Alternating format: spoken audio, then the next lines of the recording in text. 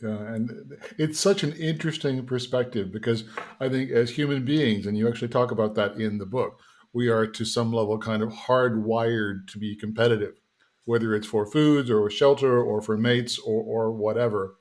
And one of your more main premises in the book is that the kind of obsessive focus on winning ignores a bigger set of purpose and a bigger set of possibility. Can you tell the listeners a bit more about how that came to be as an idea and how people can start thinking about applying that? So, I mean, this question that we're hardwired to win is something that I hear a lot, and the thing is, it's only a part of our wiring.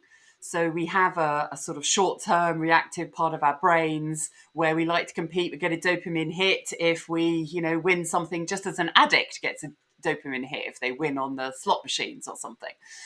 So if we play to that part of our brains, then we kind of like this sort of short-term winning set idea, but it's usually very short-term, short-lived, and has diminishing returns each time. But it's really only a part of our wiring, and it ignores the potential, the much bigger potential that comes from a different part of our brain that revolves around meaning and purpose. And this then brings much more longer lasting motivation, longer lasting resilience, creativity, ways of thinking, ways of imagining that we shut down if we only play to the short term ones.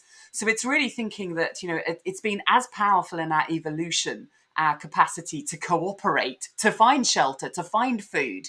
It's not always that we're competing against others. Often we're actually cooperating in order to gain whatever it is that we need. And so it continues in our lives today that actually cooperation is often the path that could enable us to explore more, to reach more of our potential, to together achieve something at a greater level that just by seeing everyone as competitors actually holds us back. So it is about reframing what we think is going to get the best out of ourselves, reframing what we think performance and success require in terms of the way we think, our behaviors, and our relationships. And it is then about switching into much more of a longer term investment in relationships, developing a sense of purpose and meaning that, again, it's over the longer term that then fuels what we do each day. So it really sort of almost turns on its head that short term thinking.